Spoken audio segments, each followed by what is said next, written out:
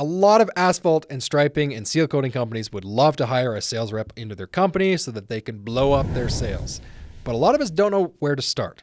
In this video, the first of 3 parts, I'm going to tell you what you should consider before you even post the job ad for your first sales rep.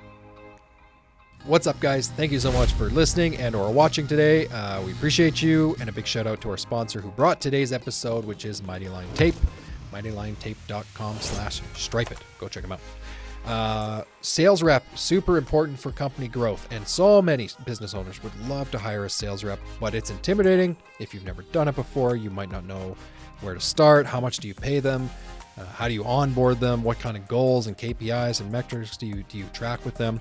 So we decided we're going to put this into a 3-part video series, hiring your first sales rep.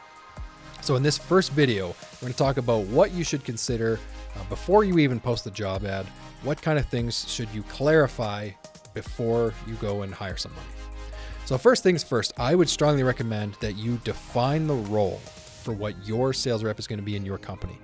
So one thing I've kind of observed and learned with working with other companies and chatting with them is every company's sales position varies a little bit from company to company. So what a sales rep does at Laser Pavement Solutions might be very different from Matt's paving company. I mean, they might just do different things, and that might look like, does a sales rep handle inbound leads or outbound leads? Maybe they do both. Like, how do they spend their time? Are they expected to go find leads, or are you bringing in a sales rep just to handle your inbound leads? Generally, with a smaller company, you're probably looking for somebody to handle your inbound leads, but you should consider, do I want my sales rep to go out and find new business opportunities? Think about what you would want their day-to-day to look like when they're onboarded into your company. Write it down and get really, really clear and intentional on what you want your sales rep to do. All right, step number 2, once you figured out this is what the role is, figure out what you would like to see in your ideal candidate. So I could not recommend enough. Stack up your preferred candidate against the core values of your company. You want to make sure that, sales guys kind of tend to do their own thing. They love to sell. And for a good chunk of sales reps, you can kind of just let them go and sell according to the company's procedures and the standard way you guys sell things. But you're still going to want to bring this person into the folds of your company. Make sure that they're a good culture fit in the company. But after you figure that out, I would also get you to consider what kind of skills do they need? Do they need to be great communicators? Do they need to be great with technology? Do they need to be great at finding new prospects? Or do you need somebody who's just really efficient and quick in the office? Figure out what kind of things that your ideal candidate would look like. All right, so once you got those first 2 things figured out, I would then start to think about, how am I going to find this person? Where is this person located?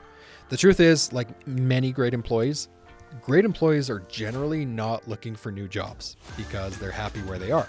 What you're trying to do is find that person who is great at sales, but maybe is in a position in a company right now where they're not being treated right, they're not happy, they don't have room to grow. So think about where you could find those people. So obviously you could post job ads out on places like Monster and Indeed, those kinds of things. We've had good success with that, but you could also consider asking for referrals. Going to people from your current employee pool or maybe friends and family and say, look, we're looking to hire a sales rep. Do you know anyone who would fit this profile? You could get a lot of success with that. I would also strongly recommend that you put it out into your marketing. Our company is growing. We would love to find a sales rep who fits our company profile. You're trying to find that person who knows you and likes your company already and just needs to kind of get connected with you to join forces.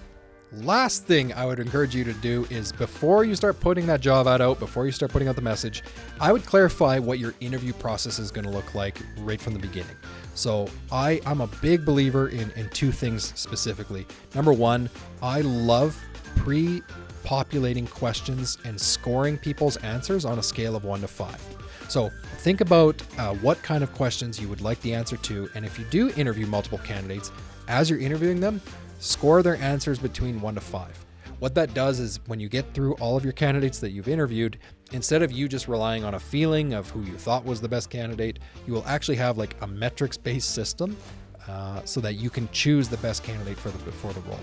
The other thing I'd recommend to you is, if you'd like a more advanced method for finding an ideal sales candidate, I have a really great tool. It's not my tool. It's from a third party, but it's a sales assessment tool. It's pretty expensive. It's going to cost you around $700, $800 to issue an assessment for one person. But if you're serious about a sales role, it is a fantastic tool that you could incorporate into the interviewing process so that you could find the ideal candidate for your sales role. So that's the first of 3 videos. Part 2, we're going to talk about how you actually pay a sales rep. Super big question. How do you structure commissions? Check out part 2 and we will answer all those questions.